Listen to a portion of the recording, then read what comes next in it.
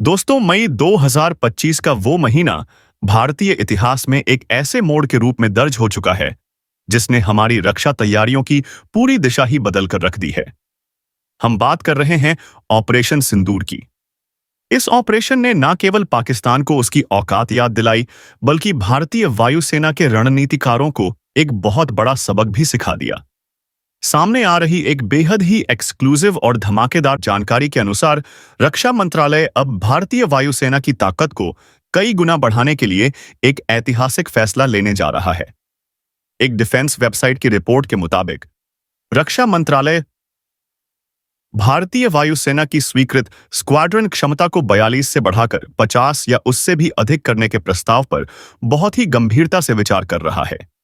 यह खबर सुनकर शायद आपको लगे कि यह महज एक आंकड़ा है, लेकिन यकीन मानिए, यह भारतीय रक्षा इतिहास का सबसे बड़ा फैसला साबित होने वाला है। दशकों से हम सुनते आ रहे थे कि चीन और पाकिस्तान से एक साथ निपटने के लिए हमें 42 स्क्वाड्रन की जरूरत है। लेकिन अब सरकार ने मान लिया है कि आज के आधुनिक और हाइब्रिड वॉरफेयर के दौर में 42 का आंकड़ा पुराना हो चुका है। अब भारत को अपनी हवाई सीमाओं को अभेद्य बनाने के लिए 50 से 60 स्क्वाड्रन की जरूरत पड़ेगी। इस फैसले के पीछे की सबसे बड़ी वजह मई 2025 में भारत और पाकिस्तान के बीच हुआ वो भीषण संघर्ष है, जिसे ऑपरेशन सिंदूर के नाम से जाना जाता है। उस संघर्ष ने यह साबित कर दिया कि महज शुरुआत में दुश्मन पर बम गिरा देना ही काफी नहीं होता, बल्कि असली जीत तब मिलती है जब आप हफ्तों और महीनों तक हवा में अपना दबदबा बनाए रख सकें। ऑपरेशन सिंदूर के दौरान भारतीय वायुसेना ने यह महसूस किया कि लंबे समय तक चलने वाले युद्ध में अपनी ऑपरेशनल क्षमता को हाई टेम्पो पर बनाए रखना कितना चुनौतीपूर्ण होता है। इसी चुनौती को हमेशा के लिए खत्म करने के लिए अब भारत सरकार ने अपनी तिजोरी खोलने का मन बना लिया है। 50 स्क्वाड्रन का मतलब है कि भारत को लगभग 160 और नए और अत्याधुनिक लड़ाकू विमानों की जरूरत पड़ेगी। और सबसे गर्व की बात यह है कि यह विमान अमेरिका या रूस से नहीं खरीदे जाएंगे, बल्कि इनका निर्माण हमारे अपने देश में आत्मनिर्भर भारत अभियान के तहत किया जाएगा।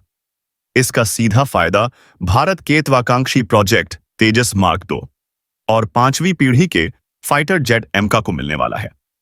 तो चलिए विस्तार से समझते हैं कि आखिर ऑपरेशन सिंदूर में ऐसा क्या हुआ था जिसने सरकार को इतना बड़ा कदम उठाने पर मजबूर कर दिया, और यह 50 स्क्वाड्रन का नया मास्टर प्लान कैसे छीन और पाकिस्तान की नींद हराम करने वाला है। दोस्तों, सबसे पहले हमें उस घटनाक्रम की गहराई में जाना होगा जिसने इस बदलाव की नींव रखी। मई 2025 में जब भारत और पाकिस्तान के बीच तनाव अपने चरम पर था और ऑपरेशन सिंदूर शुरू हुआ, तब पूरी दुनिया की निगाहें इस संघर्ष पर टिकी थीं। भारतीय वायुसेना ने अपनी पूरी ताकत के साथ दुश्मन के ठिकानों पर जवाबी कार्यवाही की। हमारे पास राफेल, सुखई और तेजस जैसे विमान थे जिन्होंने दुश्मन के दांत खट्टे कर दिए। लेकिन युद्ध के मैदान में जो फीडबैक आया उसने हमारे रक्षा विशेषज्ञों को चिंता में डाल दिया। रिपोर्ट बताती है कि उस संघर्ष के दौरान यह देखा गया कि हवाई वर्चस्व केवल शुरुआती श्रेष्ठता पर निर्भर नहीं करता। असली चुनौती तब आती है जब युद्ध लंबा खींचता है। उस समय रसद की आपूर्ति, एट्रिशन यानी कि विमानों को होने वाला नुकसान और लॉजिस्टिक्स जैसी समस्याएं सामने आती हैं। विश्लेषकों ने नोट किया कि उस संघर्ष में जिस पक्ष के पास अपने हवाई ऑपरेशनों को बार बार रीजनरेट करने की क्षमता थी और जो लंबे समय तक हवा में टिका रह सकता था, उसी को बाद के चरणों में महत्वपूर्ण लाभ मिला। पाकिस्तान ने उस दौरान अपने चीनी जेटेंसी लड़ाकू विमानों का इस्तेमाल किया था और अपनी पूरी ताकत झोंक दी थी। हालांकि भारत ने उसे मुंहतोड़ जवाब दिया, लेकिन हमारे रक्षा योजनाकारों को यह समझ आ गया कि अगर यह लड़ाई कुछ और हफ्तों तक चलती या उसी समय चीन भी अपनी उत्तरी सीमा पर मोर्चा खोल देता, तो हमारी मौजूदा स्क्वाड्रन संख्या कम पड़ सकती थी। अभी तक हम मानते थे कि 42 स्क्वाड्रन काफी हैं, लेकिन ऑपरेशन सिंदूर के कड़वे अनुभवों ने यह साफ कर दिया है कि 42 का आंकड़ा अब नाकाफी निकलती है और हमें इससे आगे सोचने की जरूरत है। दोस्तों, अब जरा उस खतरे के बारे में बात करते हैं जो हमारे सर पर मंडरा रहा है और जिसके कारण यह 50 स्क्वाड्रन का प्लान बनाया जा रहा है। एक तरफ हमारा पड़ोसी पाकिस्तान है, जो अपनी कंगाली के बावजूद अपनी सेना को आधुनिक बनाने में लगा है। उसने चीन से J-10C जैसे आधुनिक फाइटर जेट हासिल कर लिए हैं और अपने JF-17 ब्लॉक 3 विमानों की संख्या बढ़ा रहा है। लेकिन असली खतरा तो दूसरी तरफ है। चीन की पीपल्स लिबरेशन आर्मी एयरफोर्स यानी कि PLIF के पास आज की तारीख में 2000 से ज्यादा कॉम्बैट एयरक्राफ्ट मौजूद हैं। यह कोई मामूली संख्या नहीं है। चीन तेजी से अपनी वायुसेना में J-20 जैसे 5वीं पीढ़ी के स्टेल्थ फाइटर जेट शामिल कर रहा है, जो रडार की पकड़ में नहीं आते। इसके अलावा J-10C और अन्य आधुनिक विमानों का जखीरा उसके PLIF को पास मौजूद है। चीन अपनी वायुसेना का आधुनिकीकरण बहुत तेजी से कर रहा है और वह भारत के लिए एक सीधा खतरा बना हुआ है। दशकों से भारतीय वायुसेना का मानक 42 स्क्वाड्रन का रहा है, जिसे टू फ्रंट वॉर यानी कि चीन और पाकिस्तान दोनों से एक साथ निपटने के लिए न्यूनतम माना जाता था। लेकिन अब खतरे का स्वरूप बदल चुका है। अब बात सिर्फ टू फ्रंट वॉर की नहीं है, बल्कि 3 फ्रंट वॉर की हो रही है, जिसमें तीसरा मोर्चा स्टेट एक्टर्स नहीं बल्कि हाइब्रिड खतरे या आतंकवादी समूह हो सकते हैं। इन तीनों मोर्चों पर एक साथ लड़ने के लिए और दुश्मन को धूल चटाने के लिए हमें सिर्फ तकनीक ही नहीं बल्कि संख्या बल यानी कि नंबर्स की भी सख्त जरूरत है। अभी हालत यह है कि पुराने MiG-21 और अन्य पुराने विमानों के रिटायर होने के बाद भारतीय वायुसेना की स्क्वाड्रन संख्या गिरकर 30 से भी नीचे चली गई है। यह दशकों में सबसे निचला स्तर है। स्वीकृत क्षमता 42 की है, लेकिन हम उससे काफी पीछे चल रहे हैं। ऐसे में अगर सरकार 50 स्क्वाड्रन का लक्ष्य रखती है, तो यह भारत की सुरक्षा तैयारियों में एक बहुत बड़ी छलांग होगी। 50 स्क्वाड्रन का मतलब है कि हमारे पास लगभग 900 से 1000 लड़ाकू विमान हर समय युद्ध के लिए तैयार रहने चाहिए। दोस्तों, अब सवाल यह उठता है कि आखिर यह अतिरिक्त स्क्वाड्रन कहां से आएंगी और इनमें कौन से विमान शामिल होंगे? क्या हम फिर से विदेशों से महंगे विमान खरीदेंगे? क्या हम फिर से अमेरिका या फ्रांस की तरफ उम्मीद भरी नजरों से देखेंगे? तो इसका जवाब है बिल्कुल नहीं। सामने आ रही जानकारी के मुताबिक 50 स्क्वाड्रन तक पहुंचने के लिए भारत को लगभग 160 अतिरिक्त फाइटर जेट्स की जरूरत होगी और रिपोर्ट के मुताबिक यह सभी नए ऑर्डर किसी विदेशी कंपनी को नहीं बल्कि भारत की अपनी स्वदेशी डिफेंस इंडस्ट्री को मिलने वाले हैं। यह फैसला आत्मनिर्भर भारत अभियान और मेक इन इंडिया पहल के तहत लिया जा रहा है, ताकि हम अपनी रक्षा जरूरतों के लिए किसी दूसरे देश पर निर्भर ना रहें। सूत्रों के मुताबिक इस बढ़े हुए ऑर्डर का सबसे बड़ा और सीधा फायदा तेजस मार्क 2 प्रोग्राम और भारत के 5वीं पीढ़ी के लड़ाकू विमान एमका को मिलने वाला है। अभी तक इन प्लेटफॉर्मों के लिए लगभग 240 जेट्स के पक्के ऑर्डर माने जा रहे थे, जो कि करीब 12 से 13 स्क्वाड्रन के लिए काफी थे। लेकिन अगर 50 स्क्वाड्रन का प्रस्ताव पास हो जाता है, तो हमें 8 और स्क्वाड्रन यानी कि करीब 160 और विमानों की जरूरत होगी। इसका सीधा मतलब है कि हिंदुस्तान एयरोनॉटिक्स लिमिटेड और एयरोनॉटिकल डेवलपमेंट एजेंसी के पास काम की कोई कमी नहीं होगी।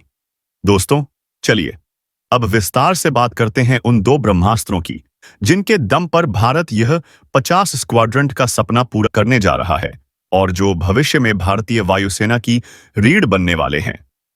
इसमें सबसे पहला और सबसे अहम नाम है तेजस मार्क 2 का। तेजस मार्क 2 कोई साधारण विमान नहीं है, बल्कि यह एक 4.5 जनरेशन का मीडियम वेट फाइटर जेट है। इसकी तुलना आप मौजूदा तेजस मार्क 1 से मत कीजिए। यह उससे कहीं ज्यादा ताकतवर और घातक होने वाला है। तेजस मार्क 2 अपनी रेंज पे लॉर्ड और एडवांस्ड एवियोनिक्स के मामले में दुनिया के किसी भी बेहतरीन फाइटर जेट को टक्कर देने की क्षमता रखेगा। रिपोर्ट के मुताबिक तेजस मार्क 2 का प्रोटोटाइप बहुत जल्द रोल आउट होने वाला है और 2020 के दशक के अंत तक इसका प्रोडक्शन शुरू हो जाएगा। यह विमान भारतीय वायुसेना का वर्क हो बनेगा, यानी कि जैसे आज सुखोई 30 MKI हमारी वायुसेना की रीढ़ है और हर मोर्चे पर तैनात रहता है, वैसे ही आने वाले समय में तेजस मार्क 2 हमारी वायुसेना का मुख्य आधार होगा। इसकी बढ़ी हुई रेंज और हथियार ले जाने की क्षमता से यह वायुसेना के लिए एक महत्वपूर्ण हथियार बनेगा कि क्षमता इसे पाकिस्तान के अंदर गहरे हमले करने और चीन की सीमा पर लंबी गश्त लगाने के लिए एकदम सही विकल्प बनाती है। इसमें हम अपने स्वदेशी हथियार जैसे कि अस्त्र मिसाइलें और स्मार्ट एंटी एयरफील्ड वेपन लगा सकेंगे। दोस्तों, दूसरा और सबसे घातक हथियार जो इस योजना का हिस्सा है वो है एमका, यानी कि एडवांस्ड मीडियम कैम्बेट एयरक्राफ्ट। यह भारत का अपना 5वीं पीढ़ी का स्टेल्थ फाइटर जेट होगा। एम का वो विमान होगा जो दुश्मन के रडार को पूरी तरह से चकमा देकर उसके इलाके में घुस जाएगा और तबाही मचाकर वापस आ जाएगा। में सुपर क्रूज क्षमता होगी, यानी कि यह बिना आफ्टर बर्नर के ही सुपरसोनिक स्पीड से उड़ सकेगा, जो इसे दुश्मन की मिसाइलों से बचने में मदद करेगा। साथ ही यह नेटवर्क सेंट्रिक वॉरफेयर के लिए पूरी तरह तैयार होगा। एमका के आने के बाद भारत उन चुनिंदा देशों के एलिट क्लब में शामिल हो जाएगा जिनके पास अपना खुद का स्टेल्थ फाइटर जेट है। 50 स्क्वाड्रन के प्लान में एमका की भूमिका बहुत अहम होगी, क्योंकि चीन के पास पहले से ही J-20 जैसा स्टेल्थ फाइटर जेट मौजूद है। उसका मुकाबला करने के लिए हमें भी उसी टक्कर का विमान चाहिए। अगर सरकार 50 स्क्वाड्रन को मंजूरी देती है तो एमका के प्रोडक्शन को भी बड़े पैमाने पर बढ़ावा मिलेगा और हम चीन की आंखों में आंखें डालकर बात कर सकेंगे। एमका भारत के लिए एक गेम चेंजर साबित होगा जो युद्ध की दिशा और दशा दोनों बदल सकता है। दोस्तों, इस फैसले का असर सिर्फ सैन्य ताकत तक सीमित नहीं रहेगा, बल्कि इसका आर्थिक और रणनीतिक असर भी बहुत गहरा होगा। जब हम 160 नए विमानों का ऑर्डर अपनी घरेलू कंपनियों को देंगे तो इससे देश में लाखों करोड़ रुपए का निवेश होगा। हजारों नई नौकरियां पैदा होंगी और हमारी डिफेंस इंडस्ट्री को वो स्केल मिलेगा जिसकी उसे हमेशा से जरूरत थी। अभी तक हम छोटी संख्या में ऑर्डर देते थे, जिससे मैन्युफैक्चरिंग की लागत ज्यादा आती थी। लेकिन जब हम बड़ी संख्या में ऑर्डर देंगे तो इकोनॉमी ऑन ऑफ स्केल का फायदा मिलेगा और विमान की लागत कम हो जाएगी। इसके अलावा आज के दौर में जियोपॉलिटिकल अनिश्चितताओं के बीच आयात पर निर्भरता कम करना भारत के लिए बहुत जरूरी हो गया है। हमने देखा है कि कैसे यूक्रेन युद्ध के दौरान रूस से स्पेयर पार्ट्स की सप्लाई प्रभावित हुई थी। हम नहीं चाहते कि भविष्य में किसी युद्ध के दौरान हम स्पेयर पार्ट्स या हथियारों के लिए किसी दूसरे देश का मुंह ताके। स्वदेशी विमान होने का सबसे बड़ा फायदा यही है कि हम अपनी मर्जी से जब चाहे जितने चाहे विमान और हथियार बना सकते हैं। हमें किसी अमेरिका या रूस से अनुमति लेने की जरूरत नहीं पड़ेगी। यह रणनीतिक स्वतंत्रता ही किसी भी महाशक्ति की असली पहचान होती है। जब हमारे अपने कारखानों में विमान बनेंगे तो हम युद्ध के दौरान भी उनका उत्पादन जारी रख सकेंगे, जो लंबी लड़ाई जीतने के लिए बहुत जरूरी है। दोस्तों, रक्षा मंत्रालय का यह प्रस्ताव इस बात का स्पष्ट संकेत है कि भारत अब अपनी वायु शक्ति को लेकर कोई भी जोखिम नहीं उठाना चाहता। हम जानते हैं कि हमारा पड़ोसी चीन अपनी विस्तारवादी नीतियों से बाज नहीं आने वाला। 500 स्क्वाड्रन का लक्ष्य सुनने में लग सकता है, लेकिन यह समय की मांग है।